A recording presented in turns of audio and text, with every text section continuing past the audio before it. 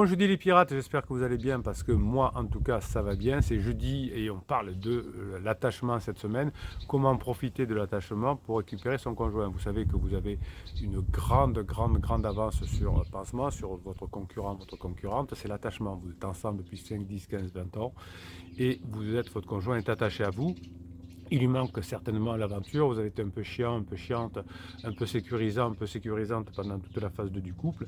Et aujourd'hui, votre conjoint a besoin d'autre chose et a trouvé un pansement qui est, comme on l'a dit, une aventure généralement. Eh bien, vous allez comprendre dans cette formation comment profiter de l'attachement, hein, qu'est-ce qu'il faut faire pour que l'attachement soit quelque chose qui vous rapproche avec votre conjoint et qui ne vous éloigne pas. Cet attachement trop fort peut-être de votre part s'est transformé en dépendance affective dans un temps et vous avez maintenant l'occasion grâce aux formations notamment, de comprendre comment tout cela fonctionne et d'être évidemment de plus en plus en réalité avec votre conjoint, c'est-à-dire dans la phase 4 du couple qui se dessine bientôt à la fin de la phase d'exploration où vous vous sentirez bien parce que vous aurez bien sûr cette sécurisation. Mais l'esprit d'aventure, je sors d'un coaching avant de tourner cette vidéo. Et oui, effectivement, le conjoint de mon client, la conjointe, donc mon client avait donné le tuto en disant tiens, qu'est-ce que tu fais cette semaine, est-ce que tu sors?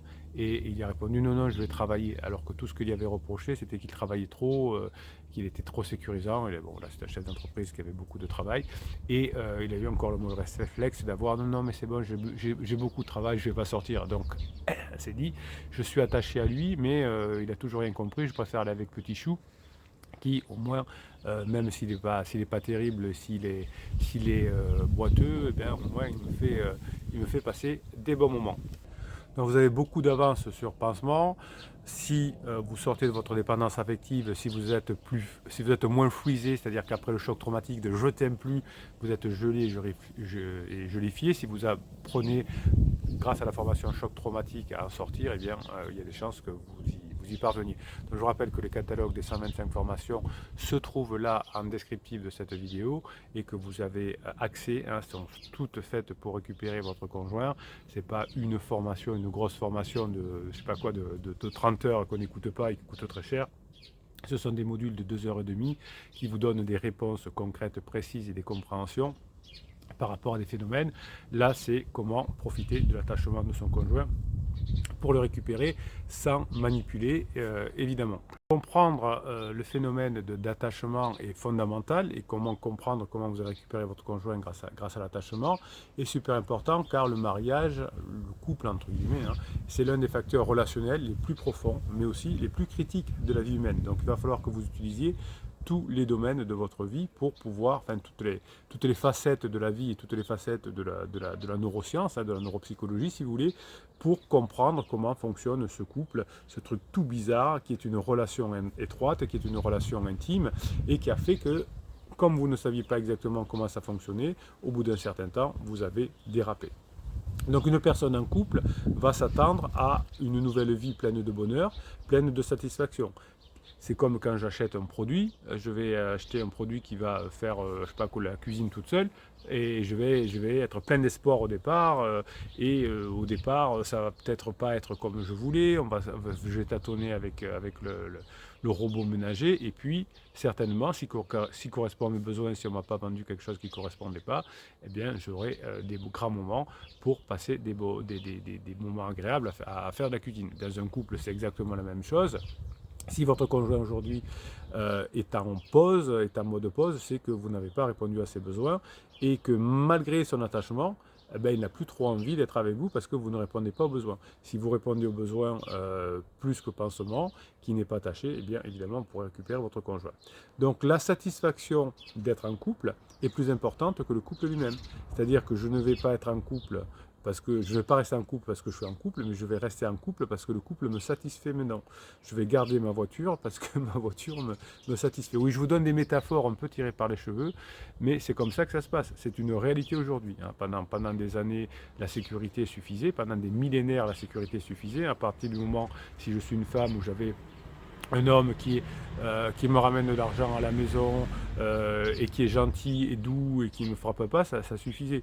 Si j'étais un homme et à partir du moment où j'avais une femme à la maison qui s'occupait bien des enfants et qui me faisait bien l'amour assez régulièrement, ça me suffisait. Aujourd'hui, ça ne suffit plus, ni dans un sens ni dans un autre. On a d'autres besoins qui sont mis en place. La sécurisation, oui, ça c'est la base, après la phase de lune de miel, mais ensuite il faut aussi de l'aventure. Les hommes allaient chercher l'aventure en dehors du couple, entre guillemets, en allant à la guerre, à la chasse ou par une activité professionnelle quelconque. Aujourd'hui, les femmes aussi ont besoin d'aventure, donc il faut que ce couple, cette intimité, permette ça. Donc la satisfaction conjugale est liée à l'attention que vous portez à votre conjoint, au désir que votre conjoint ressent pour vous, à l'attachement qu'a votre conjoint pour vous également. La satisfaction d'être en couple va faire que mon couple va durer et cette satisfaction conjugale va faire référence aux attitudes optimistes qu'ont les êtres humains, les pirates, vous en particulier, en tant que tel, c'est-à-dire que vous allez vous sentir, pour rester en couple, heureux, satisfait de votre mariage et de votre attachement. Aujourd'hui, vous n'êtes plus satisfait de votre couple, évidemment, puisque votre conjoint vous fait des misères, notamment avec sa crise existentielle. Donc ça montre que vous aussi êtes attaché. Même si votre conjoint ne correspond pas à vos besoins, aujourd'hui, il a un pansement, aujourd'hui, il vomit, aujourd'hui, il ne fait plus rien à la maison. Je dis le conjoint, donc c'est il ou elle. Donc, malgré cela, vous êtes attaché et vous avez envie. Vous avez envie de retrouver votre conjoint. Donc, imaginez votre conjoint qui voit que vous avez fait des efforts, que vous avez changé, que vous vous êtes formé, que vous avez surtout mis en application les formations, parce que sinon ça ne sert à rien, et qu'il est toujours attaché, et que ça se passe mal avec pansement au fur et à mesure, et que les enfants lui font la gueule. Vous pouvez pas louper votre coup si vous faites ce qu'il faut. Évidemment, qu'est-ce qui se passe la plupart du temps? C'est que sous les conseils manipulatoires d'autres coachs, d'autres formes de coaching, vous allez prendre la tête à votre conjoint, vous allez le mettre dehors, vous allez lui faire un silence radio, vous allez, je sais pas quoi, faire une lettre magique, vous allez faire un film moi je te suis, vous allez manipuler votre conjoint et il n'a rien compris. Moi, j'ai besoin de passer du temps avec mon conjoint que mon conjoint me montre qu'il a changé, qu'il a bossé sur lui, que je puisse le constater pour revenir ensemble et que je puisse constater qu'avec mon conjoint aussi, j'ai un esprit d'aventure. Donc c'est ça que vous allez travailler grâce à la formation sur l'attachement. Vous allez profiter de l'attachement de votre conjoint pour battre à plate couture le pansement qui n'était là que pour, comment dirais-je, remplir un besoin que vous n'aviez pas compris. Et souvent, votre conjoint vous a donné le tuto. Je voulais donner l'exemple dans mon coaching de tout à l'heure. Souvent, il vous a donné votre tuto. Donc, les caractéristiques fixes de l'entente dans le mariage sont effectivement de vivre ensemble des émotions positives, donc de la joie et de la surprise. Et l'une des premières raisons de la séparation, du fait que mon couple ne me satisfait plus, c'est de vivre ensemble des émotions négatives. La colère, le ressenti, la colère, la peur, la tristesse, le dégoût. Chaque fois que vous êtes face à des émotions négatives que vous n'avez pas appris à résoudre, vous allez vous échapper. Enfin, votre conjoint va s'échapper, l'un des deux va s'échapper. C'est ce qu'on appelle le schéma de demande-retrait.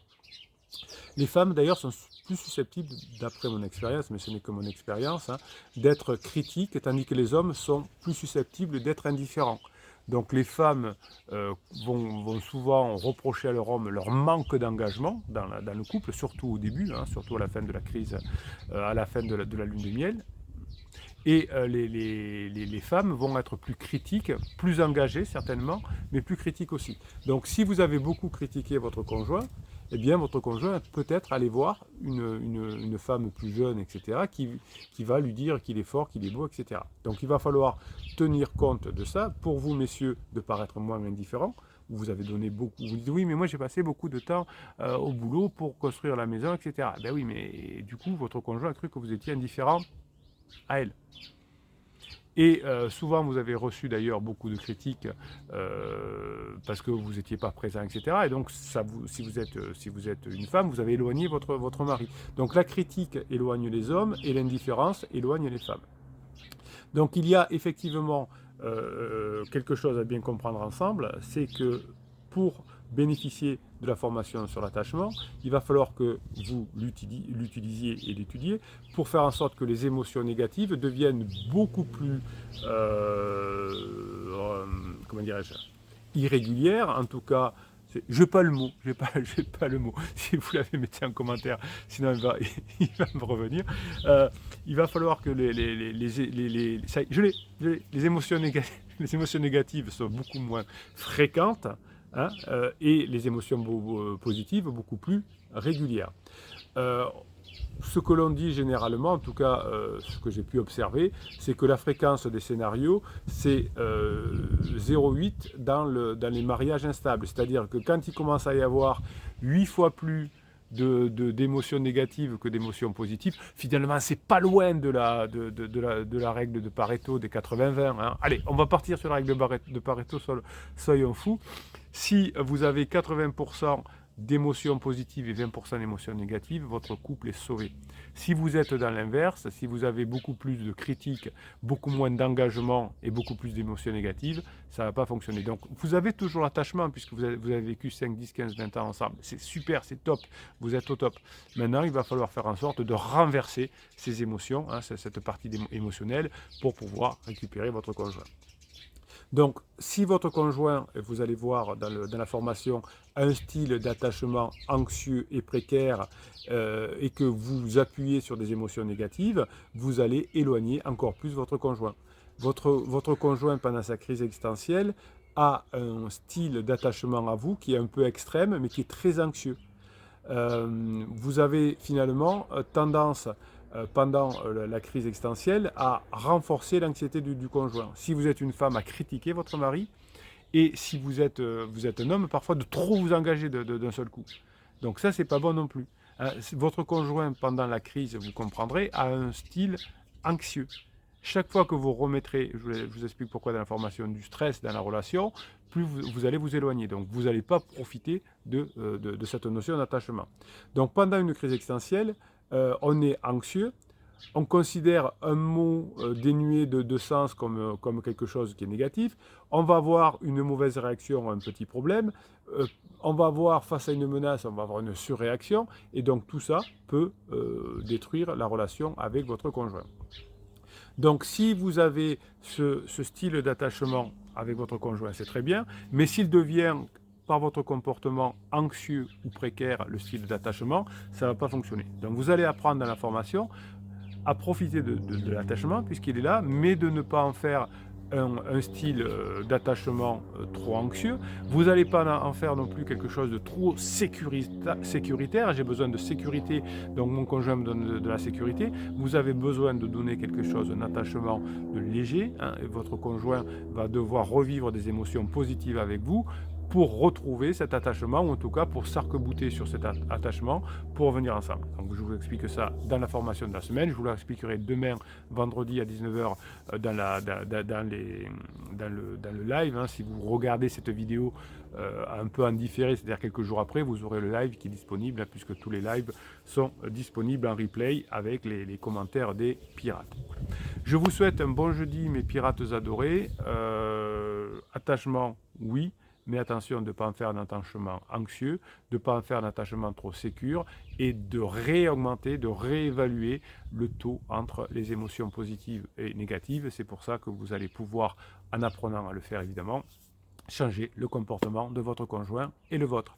Passez le jeudi que vous méritez, je vous kiffe, mes pirates adorés.